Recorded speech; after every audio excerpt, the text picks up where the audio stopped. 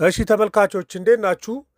ዛሬ ማርች 1 ነው። ስለዚህ ፌብሩዋሪ ሲጠናቀቅ በጣም ጠንካራ ምንዛሬ ያስመዘገቡ የአፍሪካ ሀገራቶችን ዝርዝር አንድ አስሩን አቀርብላችኋለሁ እና ብዙ ጊዜ እንደዚያ መረጃ ሲቀርብ ሰዎች ሙሉ እንዳልሆነ ይሰማቸዋል። እኔ ያለው አንዳንድ ሜሴጆችን ምክንያቱም ምንዛሪያቸውን ከህዝብ ጋር ማየት ይፈልጋሉ። ሰዎች ከጂዲፒያቸው ጋር ማየት ይፈልጋሉ። ከፐር ካፒታል ኢንከማቸው ጋር ማየት ይፈልጋሉ።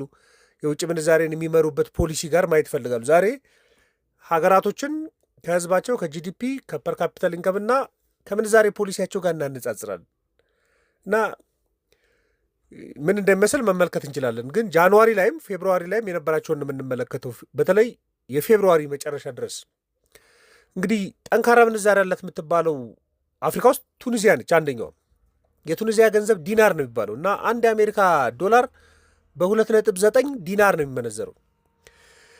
በትንሹ ነው የጨመረው። በአንድ ወር ውስጥ ባለፈው ወር 2.8 ዲናር ነበር የነበረው እና የቱኒዚያ ህዝብ 12.4 ሚሊዮን ነው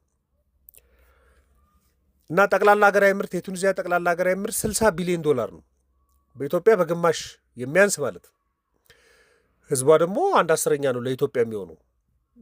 ህዝቡ ዝም ብሎ ኮምፔር ማድረግ ከፈለጋችሁ የፐር ካፒታል ኢንከማ በጣም ትልቅ ነው። 15,000 ዶላር እያንዳንዱ ቱኒዚያዊ ይኖረዋል ተብሎ ነው የሚታሰበው እና የምንዛሬ ፖሊሲዋ የማኔጅድ ፍሎት የሚባለው ነው። ሙሉ ለሙሉ ለገበያ አልለቀቀችም። ነገር ግን ብሔራዊ ባንኳ በተወሰነ መልኩ ገበያ ውስጥ ጣልቃ እየገባ ለማድረግ ስሙዝ የሆነ ጣልቃ ገብነት ያለበትም። ሁለተኛው አሁን ያለችው አሁን ባለው ታይም ላይ የባለፈው ወር ላይ የሚገርማችሁ ሊቢያ ነበረች። ሊቢያ አሁን ጭራሽ የለችም። 10 ዝርዝር ውስጥ የለችም ሊቢያ። ምን እንደተፈጠረ አላውቅም ሊቢያ ውስጥ። አሁን ሁለተኛው ሞሮኮ ነች። የሞሮኮ ገንዘብ ድርሃም ነው የሚባለው እና አንድ የአሜሪካ ዶላር 9.17 ድርሃም ነው ያለው። ከባለፈው ወር ትንሽ ነው የተንፏቀቁቱ። አይ ቲንክ ወደ 10 ሳንቲም ምናምን የሚሆን እና የሞሮኮ ህዝብ 37 ሚሊዮን ነው እና ጂዲፒዋ በጣም ትልቅ ነው። 196 ቢሊዮን ዶላር ነው እና የነፍስ ወከፍ ገቢ የሞሮኮ 12,000 ነው። በጣም ትልቅ የሚባለው ነው እና ይሄም ማኔጅድ ፍሎት ነው። አሁን ፖሊሲያቸውን ተመልከቱ። በሂደት ላይ ነው። ወደ ገበያ መር ለመሄድ በሂደት ላይ ነው። ግን ስቲል የተወሰኑ ጣልቃ ገብነቶችን ይዞ የሚቀጥል ነው። ሶስተኛዋ ጋና ነች። የጋና ሰዲ ነው የሚባለው የጋና ገንዘብ አንድ የአሜሪካ ዶላር 10.77 ጋናያን ሰዲ ነው የሚመነዘረው። የተወሰነ መቀነስ አለበት እና ህዝቧ የጋና ህዝብ 33 ሚሊዮን ነው እና ጠቅላላ ሀገራዊ ምርቷ ወደ 113 ቢሊዮን ዶላር ተጠግቷል እና ፐር ካፒታል ኢንከሟ 8,000 ዶላር ነው። አሁን የጋናም የውጭ ምንዛሬ ፖሊሲዋ ማኔጅድ ነው፣ ግን ለፍሎቲንግ በጣም የቀረበ ነው። ሙሉ ለሙሉ ለገበያ ለመለቀቅ ትንሽ የቀረው ነው፣ ግን ጊዜያዊ ጣልቃ ገብነት አለበት። ነፃ የሚባል ግን ፔሪዮዲካሊ ደግሞ ጣልቃ ገብነት ያለበት ነው። ልብ ብላችሁ ተመልከቱ። በኋላ ኢትዮጵያን ኤግዛምፕልም ነግራችኋለሁ። አራተኛዋ ቦትስዋና ነች። የቦትስዋና ገንዘብ ቦትስዋናውያን ፑላ ነው የሚባለው። አንድ አሜሪካ ዶላር 13.19 ፑላ ነው የሚመነዘረው። የቦትስዋና ህዝብ 2.5 ሚሊዮን ህዝብ ነው። ጂዲፒዋ እስከ 20 ቢሊዮን ዶላር ይደርሳል ነው የሚባለው እና ፐር ካፒታል ኢንከሟ 19,000 ነው። ፐር ካፒታል ኢንከም እስካሁን ካየናቸው ከላይ ከነበረው ከቱኒዚያ፣ ከሞሮኮ፣ ከጋና ጠቅላላ ሀገራዊ ፐር ካፒታል ኢንከሟ ያድጋል። የነፍስ ወከፍ ገቢዋ ምንዛሬውን ግን ፔግ ነው። ፔግ ማለት ምንድን ነው? በውሳኔ ነው። በቃ አንድ የአሜሪካ ዶላር በዚህ ያህል ፑላ ይመንዘር ብለው ነው የሚወስነው ብሔራዊ ባንኩ። ለየት ያለ ነው ከሌሎቹ። አምስተኛዋ ሲሸልስ ነች። የሲሸልስ ገንዘብ ሲሸልስ ሩፒ ነው የሚባለው። አይ ቲንክ በብዛት ከህንዶች ጋር ስለነበራቸው ግንኙነት ሊሆን ይችላል። ሩፒ ነው የሚባለው እና አንድ የአሜሪካ ዶላር 13.50 ሩፒ ነው የሚመነዘረው። እንግዲህ የሲሸልስ ህዝብ 120,000 ነው። ህዝቡ ጠቅላላ ህዝቡ 120,000 ነው። ጠቅላላ ሀገራዊ ምርቷ ራሱ 2.2 ቢሊዮን ዶላር ነው። በጣም ትንሽ ነው። የአንድ ካምፓኒ እኮ በጀት ማለት ነው። እና ፐር ካፒታል ኢንከሟ እስካሁን ካየቻቸው አፍሪካ ውስጥ በጣም ትልቅ የሚባለው እሷ ነው። 43,000 ዶላር ነው። አንድ ሲሸልሳዊ አማካይ ገቢ የሚባለው 43,000 ነው። በጣም ትልቅ ነው እና ምንዛሪዋ 100% ፍሎቲንግ የሚባል ነው። በቃ ነፃ ገበያ ነው የምትከተለው። ገበያው ነው የሚወስነው ፍላጎትና አቅርቦትን ተመልክቶ ማለት ነው። የእሷ ደግሞ ይለያል። ህዝብ ቁጥሯ በጣም ትንሽ ነው። ፐር ካፒታሏ ትልቅ ነው፣ ግን ጂዲፒዋ በጣም አነስተኛ ነው። ስድስተኛዋ ኤርትራ ነች። የኤርትራ ናቅፋ ነው የሚባለው። አሁንም የአሜሪካ ዶላር 15 ነው። በባለፈው ወርም 15 ነው። ምን ለውጥ የለውም፣ ምክንያቱም ፊክስድ ነው። በመንግስት የሚወሰን ነው። የብላክ ማርኬት ኤግዚስት የሚያደርግበት አይደለም። እና የኤርትራ የሚገርመው መረጃ የለውም፣ ግን ሬቱ ይቀመጣል እና ህዝብ ብዛቱ ወደ 3.5 ሚሊዮን ደርሷል። ግን ጂዲፒው በደንብ አይታወቅም። ፐር ካፒታል ኢንከማቸውን በደንብ አይታወቅም። ግን ውሳኔ ስለሆነ አይል መረጃው ነው ይወሰናል። 7ኛዋ ደቡብ አፍሪካ ነች።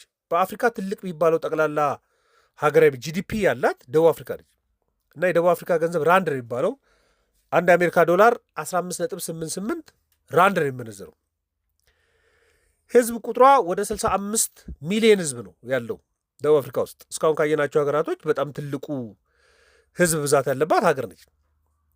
እና ጂዲፒዋ ወደ 443 ቢሊዮን ዶላር ነው። በጣም ትልቅ ነው። ፐር ካፒታል ኢንካም ከተመለከትን ግን ወደ 6,000 ዶላር ነው።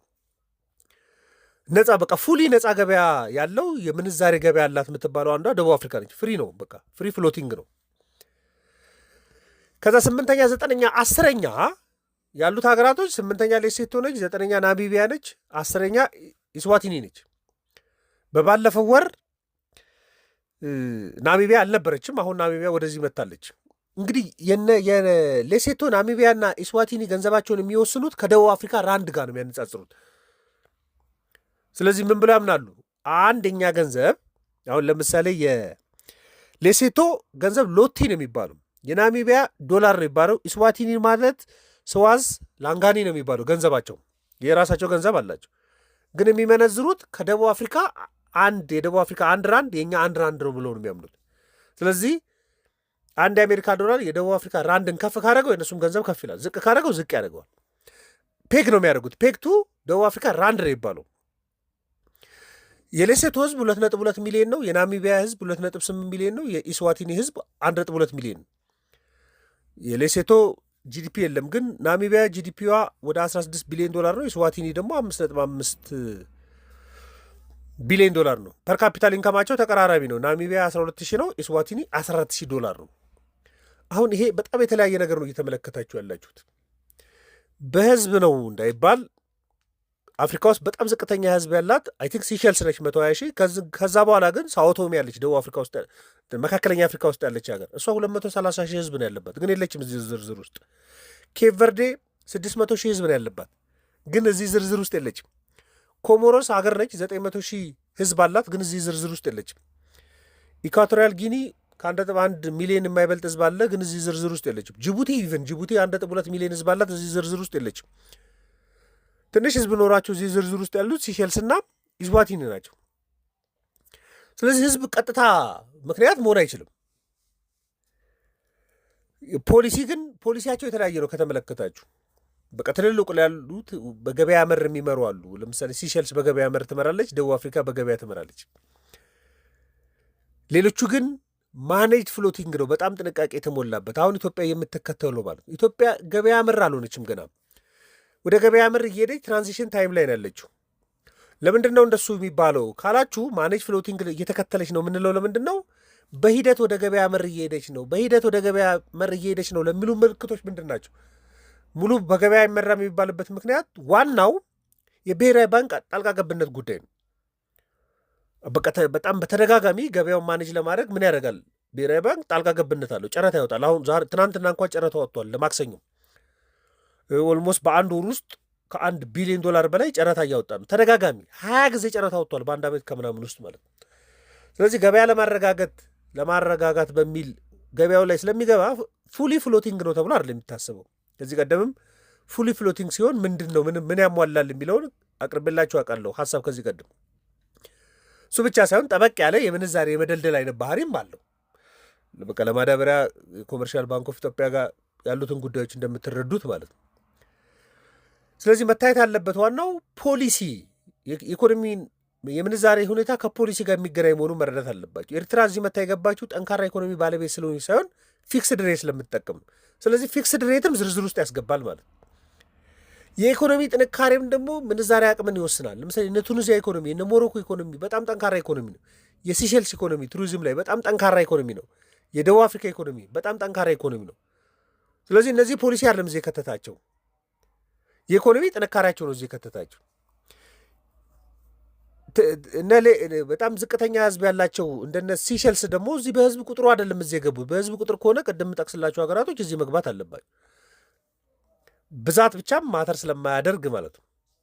ስለዚህ የኢኮኖሚ ጥንካሬ እና ፖሊሲ አብሮ ተደምሮ ነው ጠንካራ ምንዛሬ ያለው የሚያስብለውና ይሄ መረጃ ለእናንተ ለማድረሱ አንዳንዴ ሲቀመጥ ፉል አይደለም። ከዚህ ቀደም አቅርቤላችሁ አውቃለሁ። ጠንካራ ምንዛሬና ደካማ ምንዛሬ ዝርዝሮችን ሳቀርብላችሁ ፉል አይደለም፣ ሌሎችም ቫሪያብሎች አብረው ይታዩ ለሚለው ዛሬ ህዝብ ብዛቱን፣ ጠቅላላ ሀገራዊ ምርት፣ ፐር ካፒታል ኢንከምና ፖሊሲውን አብሬ አቅርቤላችኋለሁ። ማንኛውም ሀሳብ አስተያየት ካላችሁ ዘኢትዮጵያ ኢኮኖሚስት ቪው ቴሌግራም እና ፌስቡክ ላይ ልትልኩልኝ ትችላላችሁ። ላይክ ሰብስክራይብ እንድታደርጉም በዛው ጋብዛችኋለሁ። መልካም ቀን።